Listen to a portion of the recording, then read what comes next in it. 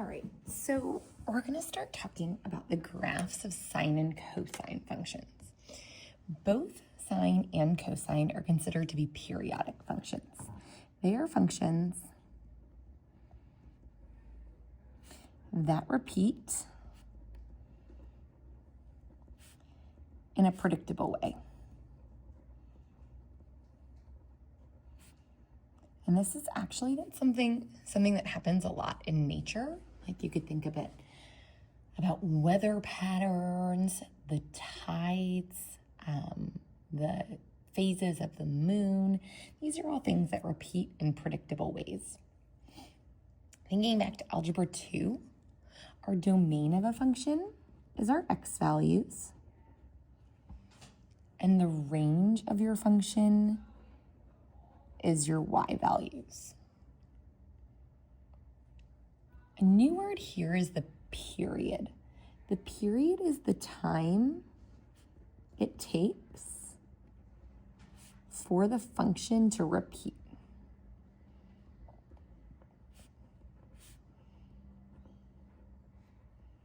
It's the time it takes for this function to repeat. Our amplitude, another new word, is half the distance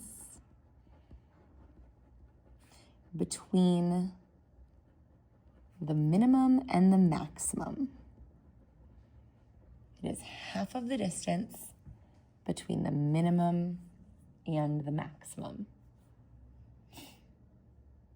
And finally, we're going to talk about this thing called the center line. It's literally a line through the center.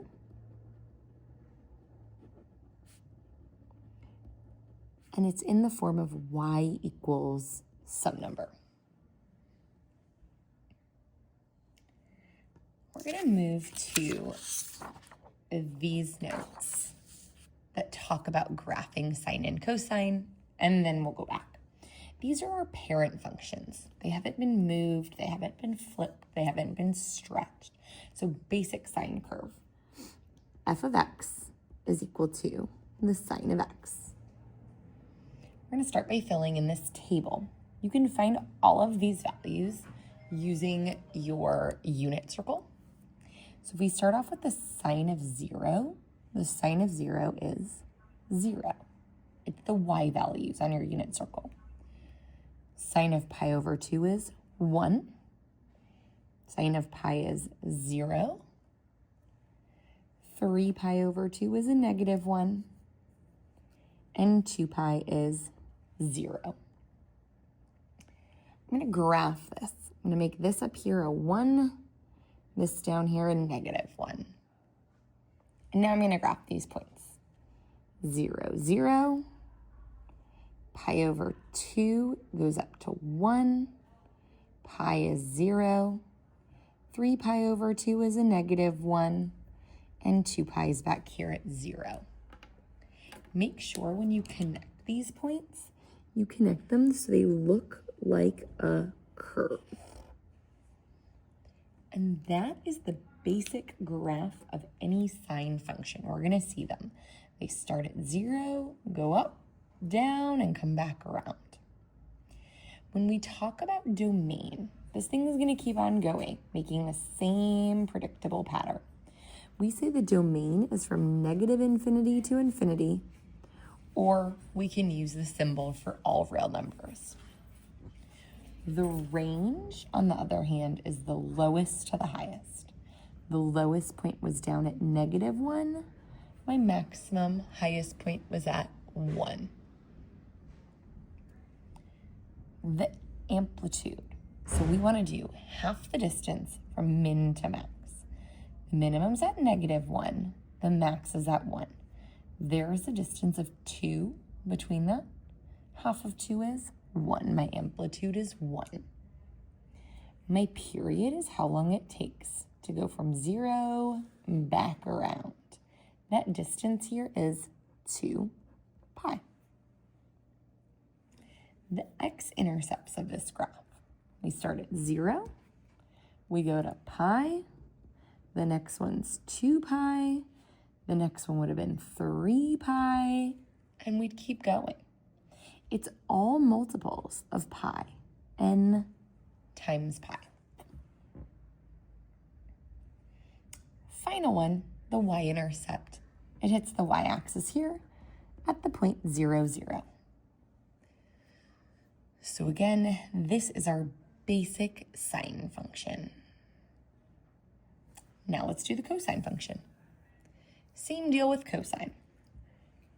F of x, or y, equals the cosine of x. We're going to start with our table. Again, all these values can be found by looking at the x values on your unit circle. The cosine of 0 is 1. Cosine of pi over 2 is 0. Cosine of pi is negative 1.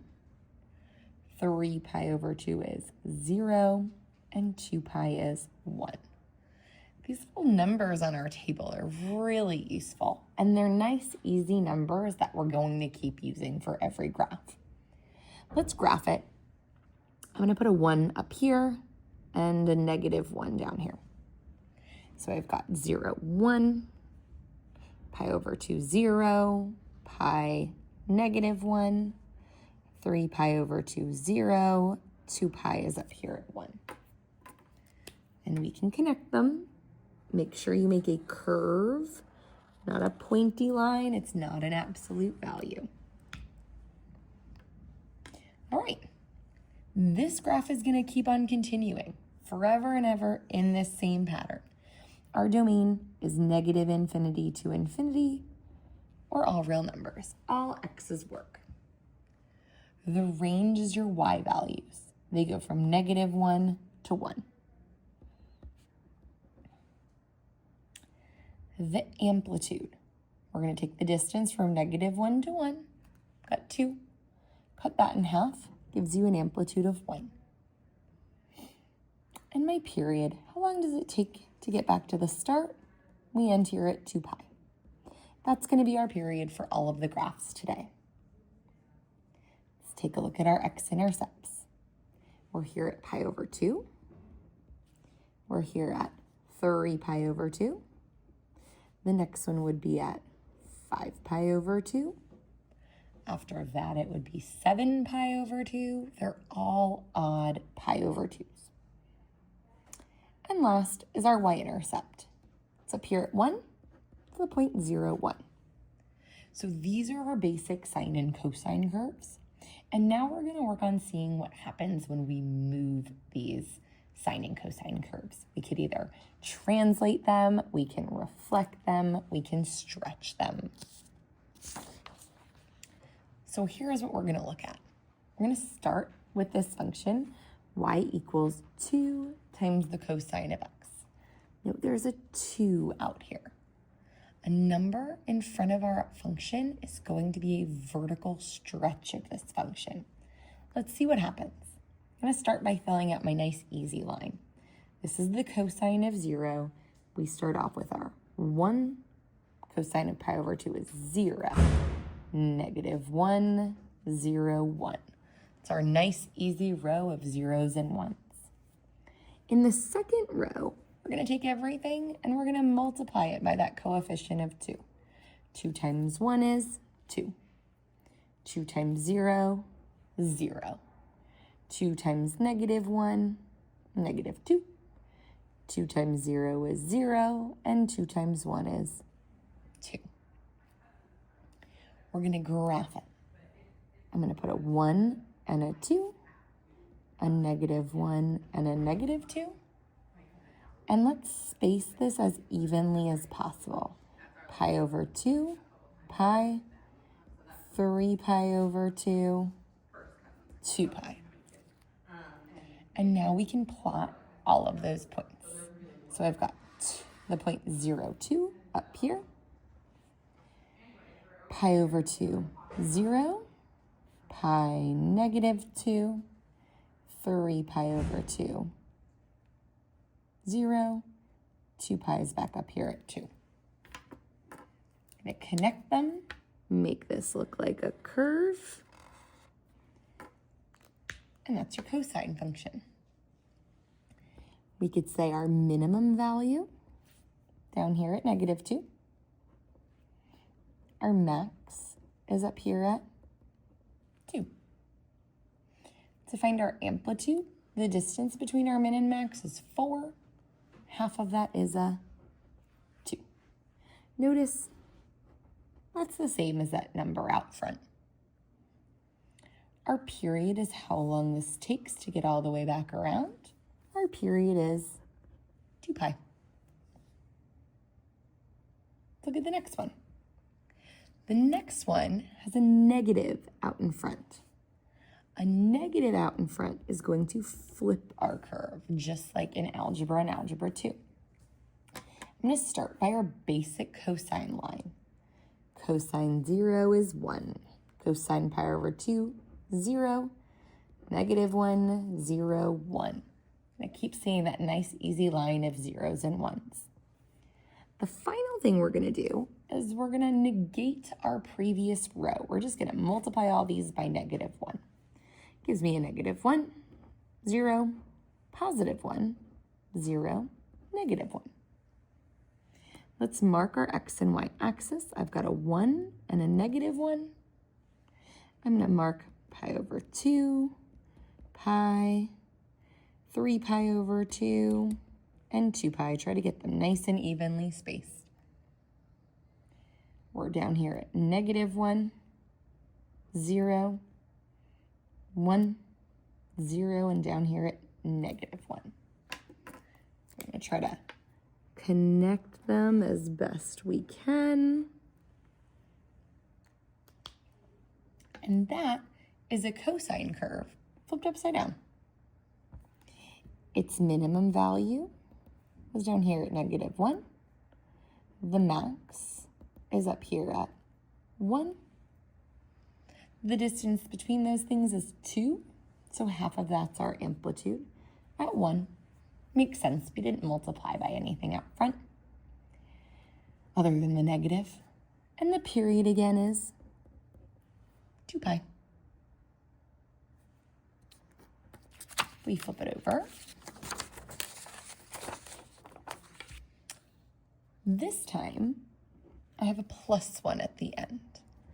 That +1 moves our graph up 1. It's a vertical shift. So we start off with our same line as always. This one's a sine function. Sine of 0 is 0. Pi over 2 is 1. 0. -1. 0. Now we want to add 1 to the previous row. So 0 plus 1 is 1. 1 plus 1 is 2. 0 plus 1 is 1. Then another 0 followed by a 1. We're going to mark our x and y axis. I've got a 1 and a 2 and a -1. We don't really need any negatives. Space these guys out.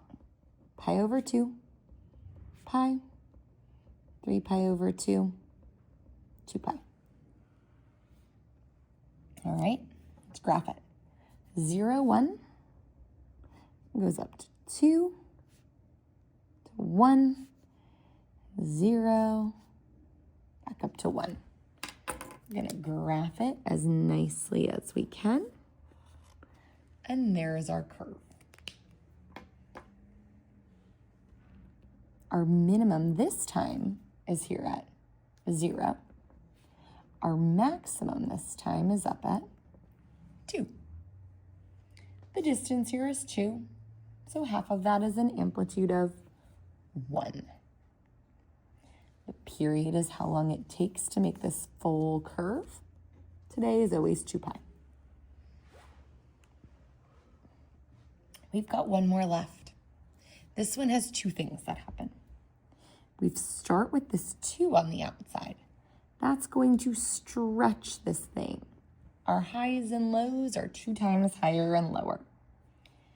The -1 is going to move it down 1. We do one step at a time. Start with your basic row of sine.